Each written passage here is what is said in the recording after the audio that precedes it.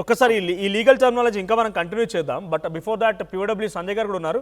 సంజయ్ గారు, సుప్రీంకోర్టు ఇచ్చినటువంటి bench mark తీర్పు పైన మీ రియాక్షన్ ఏంటి? అంటే దీంట్లో రిస్క్ మీదే, మీరు తెలిసి తెలియక చేసిన రకంగా భావించలే, మీకు అన్ని ఫుల్ కాన్షియస్గా తెలిసే మీరు ఈ తప్పులోకి వచ్చారు కాబట్టి, సో కీపింగ్ ఏ సైడ్ మిమ్మల్ని పక్కన పెడుతున్నా బికాజ్ ఇది లైంగిక నేరం కిందకి రాదు, ఆ బాబు విషయంలో మాత్రమే ఆలోచించాలని సుప్రీంకోర్టు డెసిషన్, ఇది ఒక ల్యాండ్ మార్క్ డెసిషన్ అన్నట్టుగా అంటూ ఉన్నారు.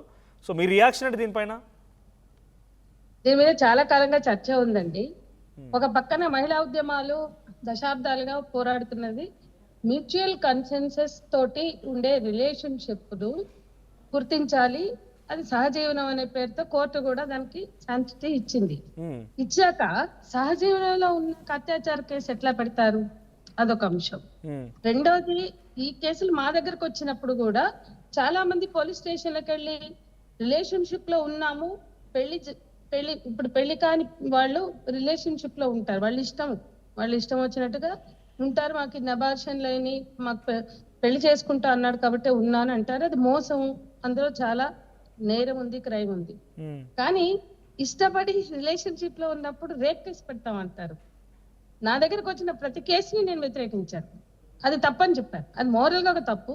దీని వల్ల నిజంగా అత్యాచార బాధితులకు అన్యాయం జరుగుతుంది. అంటే ఇష్టపడి కలిసి ఉండి మ్యూచువల్ కన్సెన్షువల్ సెక్స్ అంటారు ఉన్నప్పుడు దాన్ని మనం మిస్యూజ్ చేయకూడదు కదా అనేది మేము ప్రాక్టికల్ గా, నేను ఈవెన్ అడ్వకేట్స్ కూడా ఇట్లా పెడతామని ఎందుకు పెట్టకూడదు, మోసమే కదా, పెళ్లి చేసుకుంటానని అది అన్యాయమే కదా అంటే డెఫినెట్ గా అన్యాయమే, పెళ్లి చేసుకుంటానని పెళ్లి చేసుకోకపోవడం మోసం, అంతే. దానికోసమే ఫైట్ చేయాలి, దానికోసం చట్టాలు లేకపోతే మళ్ళీ ఇవాళ ఎన్నో చట్టాలు దశాబ్దాల పోరాటాలతో సాధించాం. ఆ పెళ్లి పేరుతో సహజీవనం చేసి పెళ్లి చేసుకోకుండా మోసం చేస్తే ఆ మోసానికి ఏం చట్టం ఉందని చెప్పాలి, కానీ దానికి రేపులా పెట్టకూడదు. కాబట్టి ఆ మేరకు జడ్జిమెంట్ నేను కరెక్ట్ అనుకుంటున్నా. ఇక్కడ మోసం గురించి కూడా నేను చూసినప్పుడు ఫుల్ ఆర్డర్ రాలేదు, బట్ దాని మోసం గురించి కూడా మనం కొంత డీటెయిల్డ్ గా అక్కడ జడ్జెస్ యొక్క వాదన అవన్నీ విన్నప్పుడు ఇది జస్ట్ మీ రిలేషన్షిప్ ఒక సక్సెస్ అవ్వలేదని రకంగానే చూడాలి, మోసం కింద కూడా రాదు అని అంటున్నారు. ఇది కంప్లీట్ గా మోసం కింద కూడా కన్సిడర్ చేయలేమంటున్నారు. నేను ఇంకొక రెండో యాంగిల్ కూడా చెప్తున్నాను, మీరు అది కూడా వింటే అర్థమవుతుంది.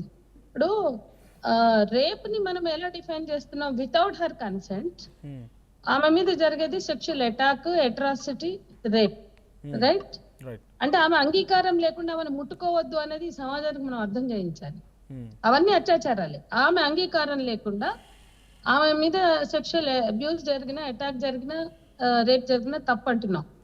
అది ఎందుకంటే ఆమె కన్సెంట్ అక్కడ లేదు కాబట్టి. అట్లాగే ఆమె మైనర్ అనుకోండి, కన్సెంట్ తో సంబంధం లేదు, దట్ ఈస్ క్రైమ్, రైట్? ఇంత క్లియర్ గా మన చట్టంలో ఉన్నప్పుడు, ఇప్పుడు కృష్ణకాంత్ గారు కూడా చెప్పారు, మైనర్ అయితే అది ఏదైనా సరే కన్సెన్షువల్ అయినా కానీ అది క్రైమ్. మేజర్స్ అనుకోండి, ఆమె కన్సెంట్ లేకపోతే అది క్రైమ్, అంతే చూడాలి. ఎందుకంటే మనం కాంప్లికేట్ చేస్తున్నాం ఇక్కడ.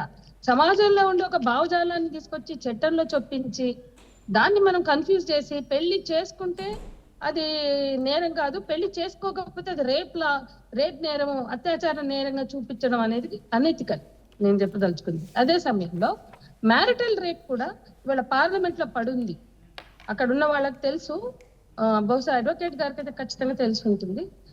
రేప్ లా అనేది అది మహిళా ఉద్యమాలు దానికోసం ఒత్తిడి తెచ్చి పోరాడి రేప్ లా ఉండాలి. ఎందుకంటే పెళ్లి అయినంత మాత్రాన భర్త కాబట్టి ఆమె కన్సెంట్ అవసరం లేదు, ఆమె తోటి ఏ రకమైన క్రూయల్ రేప్ చేసినా దాన్ని, అంటే క్రుయాలిటీ అనే దాన్ని కూడా డిఫైన్ చేశారు. ఆ క్రుయాలిటీ ఉంటేనే అప్పుడు రేప్ అంటామంటే అట్లా కాదు. కన్సెంట్ అనేది పెళ్లి అయినా కాకుండా కన్సెంట్ ఈజ్ ఇంపార్టెంట్. ప్రపంచంలో చాలా దేశాల్లో మ్యారిటల్ రేప్ ను కూడా తీసుకున్నారు. కాబట్టి ఈ మోసపూరితమైనవి అంటే ఇష్టమైనంత కాలం, సాగినంత కాలం అది రిలేషన్షిప్, లేకపోతే రేపు అని అనడం అయితే అనెథికల్. అదే సమయంలో మ్యారిటల్ రేప్ కూడా వాల్యూ ఉండాలి. పెళ్ళైనంత మాత్రాన ఏ రకమైన ఆమె సంసిద్ధతని, ఆమె సిచ్యుయేషన్ ని పట్టించుకోకుండా నేను అనుభవిస్తాను అనడం కూడా అది కూడా క్రైమ్. అంటే ఇప్పుడు ఒక వ్యక్తి కన్సెంట్ లేకుండా ఆమె మీద పడితే అది ఎట్లా నేరమో, అతను భర్త అయినా కూడా కన్సెంట్ లేకపోతే నేరం. అది మిస్యూజ్ కాకుండా చూసుకోవచ్చు. మిస్యూజ్ అవుతుందేమో అని చెప్పి ముందే చట్టం లేకుండా చేయడం కరెక్ట్ కాదు. దాన్ని మనం అట్లా అర్థం చేసుకుంటే సమగ్రత ఉంటుంది అనేది నా అభిప్రాయం. ఇక మూడో విషయం, పెళ్లి అనే హామీలో పిల్లల్ని కన్నాక ఇంతకుముందు ఆయన కృష్ణకాంత్ గారు చెప్పారు, ఇప్పుడున్న చట్టాల ప్రకారం ఎట్లా పుట్టినా ఆ పిల్లలకి అన్ని హక్కులు ఉన్నాయి. ఉమ్, పిల్లల హక్కుల గురించి ఆలోచించాలి. కానీ ఒక కక్షపూరితంగా క్రిమినల్ కేసెస్ పెట్టి వాళ్ళు అనుకున్నది ఏదో సాధిద్దాం అనేది కొంతమంది చూస్తున్నారు. దానికన్నా నిజంగా చాలా మంది అమాయకులకి అన్యాయం జరుగుతుంది పేట్రియార్కల్ సొసైటీలో. ఆ అన్యాయం జరగకుండా ఉండాలంటే బాధితులకు కూడా జవాబుదారీతనం ఉంటుంది. ఎవరికైనా ఒక ఒక ఒక ఆ న్యాయం కోసం పోరాడుతున్నప్పుడు నైతిక బాధ్యత కూడా ఉండాలి దాంట్లో. అంటే ఏంటి అంటే దాన్ని మనం లాని కూడా ఎట్లా పడితే అట్లా తిప్పుతాము, దానిలో ఉన్న లూప్ హోల్స్ వాడుకుంటాము అనేదాకా చాలా మంది అడ్వకేట్లు కూడా ఇది మిస్లీడ్ చేస్తున్నారు. ఉమ్, నేను ఒక అడ్వకేట్ తో గొడవ పడ్డా, అట్లా ఎట్లా పెడతారండి, రేప్లా పోరాడి సాధించుకున్న రేప్లా దాన్ని ఎందుకు మిస్యూజ్ చేస్తారని ఒక అడ్వకేట్ తో నేను చాలా యుద్ధం చేసిన. ఉమ్, అంటే అది కుదరదు అంటే వాళ్ళు పెట్టారు డబ్బుల కోసం. ఉమ్, ఇట్లాంటి అపహాస్యం చేస్తారు. పోరాడి ఒక్కొక్క 15 ఏళ్ళు తక్కువ లేదు ఏ ఏ లా వెనకైనా.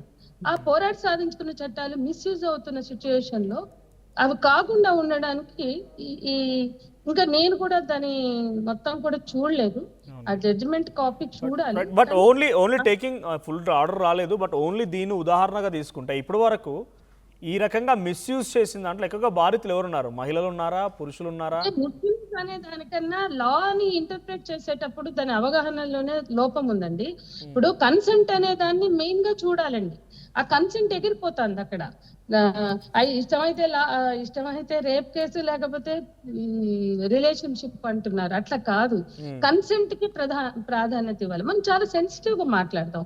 ఇన్నేళ్ళు ప్రపంచంలో అనేక దేశాలు ఎన్నో రిఫార్మ్స్ చేసుకుని వాళ్ళు మోడర్న్ అవుతున్నారు. అంటే విషయాల్ని అర్థం చేసుకుని ఒక మానవ హక్కుల కోణంలో చూస్తున్నారు.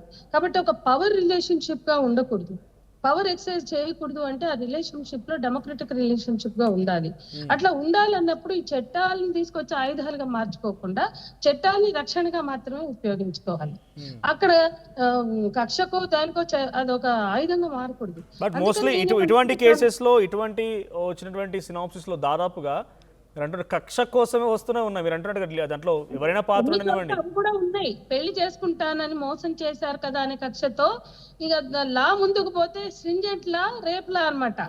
అట్లా పెడుతున్నారు. అందుకే మనం చాలా లైటర్ వేలో మిస్యూజ్ అని మాట్లాడడం కన్నా బాధ్యతగా మాట్లాడదాం. చాలా లైటర్ వేలో మాట్లాడడం చాలా సింపుల్, సమాజానికి అలవాటు అయిపోయింది. పేట్రియార్కల్ సొసైటీలో మనం చూసాం కదా, మహిళా బిల్లు ముందు పెట్టుకుని ఎన్ని నాటకాలు ఎన్ని డ్రామాలు ఆడారో. మహిళా బిల్లుకి పునర్విభజన జోడించి డీలిమిటేషన్. కాబట్టి ఈ దేశంలో పేట్రియార్కీ అనేది కర్రు కట్టిన పితృస్వామ్యం ఉందండి.